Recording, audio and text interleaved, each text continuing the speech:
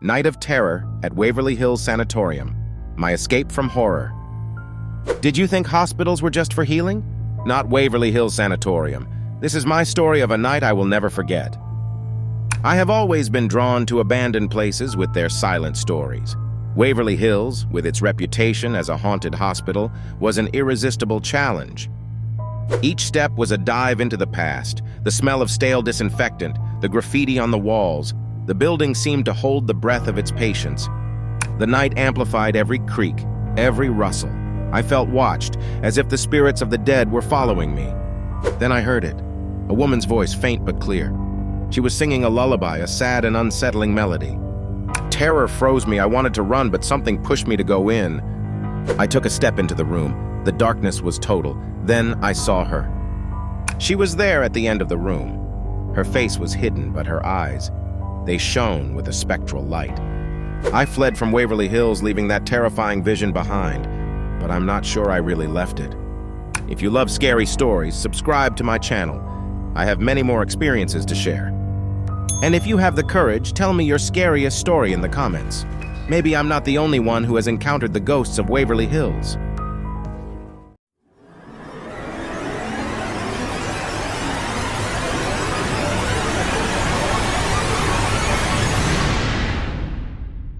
The icy breath of Waverly Hills, an encounter that changed me forever.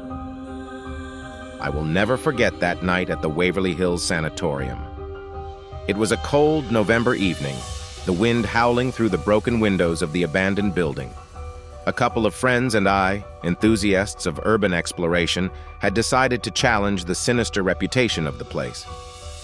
Armed with flashlights and cameras, we ventured into the deserted corridors. The air was heavy, filled with a smell of mold and stale disinfectant. The peeling walls whispered stories of pain and suffering. As we explored the abandoned rooms, a sense of unease crept over us. We felt we were not alone. A shiver ran down my spine when I noticed a fleeting shadow at the end of the hallway. The tension grew as we reached the 5th floor, known to be the most haunted. Here, the tuberculosis ward once stood, where thousands of patients had met their deaths. We entered a dark room, illuminated only by our flashlights. The air was icy, as if an invisible breath had just passed through. Suddenly, we heard a metallic noise coming from the back of the room. We approached cautiously, hearts pounding wildly. The flashlight beams revealed an old rusted gurney, swinging slowly back and forth as if someone had just pushed it. A muffled scream escaped our lips. Fear overwhelmed us, causing us to recoil. At that moment, we heard a chilling sound, the cry of a child coming from who knows where. Our flight was instinctive. We ran breathlessly down the corridors, stumbling in the darkness. The child's cry followed us, closer and closer, more and more insistent. We reached the exit, flinging the door open and throwing ourselves into the night. The icy wind lashed our faces, but we did not stop. We ran until our legs gave out, leaving the horror of Waverly Hills behind. That night changed me forever. I have never set foot in that cursed place again, but the memory of that icy breath and that harrowing cry still haunts me today. If you love scary stories and want to discover more mysterious places, subscribe to my channel. And if you have the courage, share your most terrifying experience in the comments. Perhaps we are not the only ones who have felt the icy breath of Waverly Hills. And you, have you ever had a similar experience? Have you ever been to a place that made you feel truly alone and vulnerable?